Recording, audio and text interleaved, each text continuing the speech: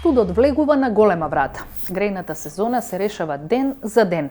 Има ли можност да се почувствуваме сигурни како земја која е енергетски зависна и со ограничени финансиски средства?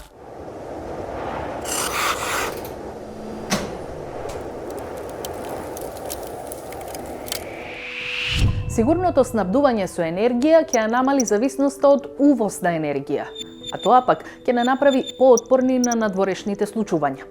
Но ако оваа состојба трае само зимава, постојат минимални услови да издржиме, но под голема финансиска и еколошка цена. Она што мене искрено ме плаши дека не само ова, туку и следната ќе биде слична на оваа зима. Независно од кризата, најважен документ за секоја земја е стратегијата за енергетика. На таков документ со години се работи на неколку сценарија: сонце, вода и ветар.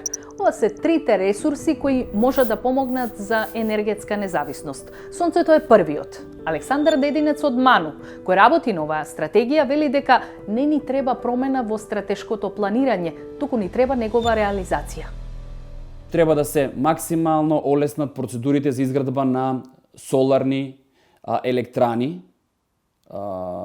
Се губи голем е временскиот период за изградба на соларни електрани, покрај тоа што таа се гради многу брзо, сепак самата процедура е предолга и треба максимално да се поедностават, за да можеме барем, до следната година имаме 12 месеци, да можеме во овие 12 месеци што е можно повеќе такви типови на електрани да влезат во системот, кои што нема да го решат проблемот, но ќе го ублажат во одреден степен. Многу домаќинства и индустријски објекти во соларните панели видоа добра можност. Но доцент доктор Ванчо Аџиски од Факултетот за природа и технички науки при Универзитетот Гоце Делчев во Штип вели дека за да се вложи мора да се знае колкав е сончевиот капацитет токму за тој објект, за инвестицијата да биде исплатлива. Ова е особено важно по хаотичното градење низ државата. Битен параметар е и падот на сенката. Бидејќи во повеќето урбани средини може да се случи повисоките објекти да генерираат сенка на пониските објекти и овде во студијата го предлагам и тој чекор, се прави засенченост на областа која проучуваме.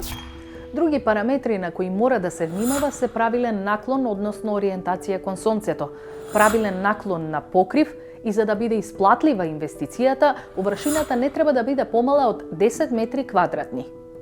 Идејата позади оваа методологија е истата да биде аплицирана на територија, да речеме, на цела општина, во која, да речеме, граѓаните ќе може да добијат слободен пристап на информации со едноставно селектирање на својот кров на својот објект и едноставно да добие информации за потенцијалот кој го има овој негов кров за производство на електрична енергија. По сонцето, следен ресурс е водата. Бидејќи на хидропотенцијалот на реките не можеме да се потпреме, акцентот го ставаме на геотермалните. Тоа се топли води во внатрешноста на земјата, обновлив и еколошки извор на енергија. Македонија е меѓу државите кои што се релативно богати со овој ресурс, иако искористеноста е прилично слаба. На просторот на Македонија најтопли води се од Кочанската котлина, најголемиот геотермален басен на Балканот и бањата Банско во Струмица. Ова се интересни места од аспект на искористување на водите за електрична енергија, но кај нас претежно се искористуваат за загревање на земјоделските објекти. Геотермалната енергија фактички представува целокупната топлина која што е акумулирана во земјата планета. Во Македонија, според овие литературни податоци, се смета дека овие природните извори, кои што ги реков, кои се околу 25 на број, се смета даваат вкупна издашност околу 310 литри во секунда. Ако ги земеме овде во обзир, и овие извори и овие експлоатационите бунари кои што се добиени со истражувањето на овие геотермални води, тогаш се смета дека вкупната издашност на просторот на Македонија изнесува некаде од 1300 до 1400 литри во секунда. Во Македонија, во овие последни години, не се доволно посветува внимание на овој вид на енергија и значи немаме некои систематски истражувања кои што треба да ги заслужува овој вид на енергија. Значи тука државата треба малце поагресивно да настапува, да направи план и стратегија со која што овие потенцијални места каде што може да се истражува, да ги даде значи под концесија на наши инвеститори или странски инвеститори. Но со покачувањата на цените поскапи и геотермалната вода. Така, корисниците наместо 33 ќе плаќаат безмалку двојно повеќе, 61,9 денари за истрошен метар кубен геотермална вода. Но дури и со оваа цена, геотермалните води се поисплатливи. 1 метар кубен геотермална вода врши замена за 5,4 килограми мазут. Значи секако дека овој податок покажува дека е поисплатливо да се грееме со геотермална вода. Третиот ресурс е ветерот.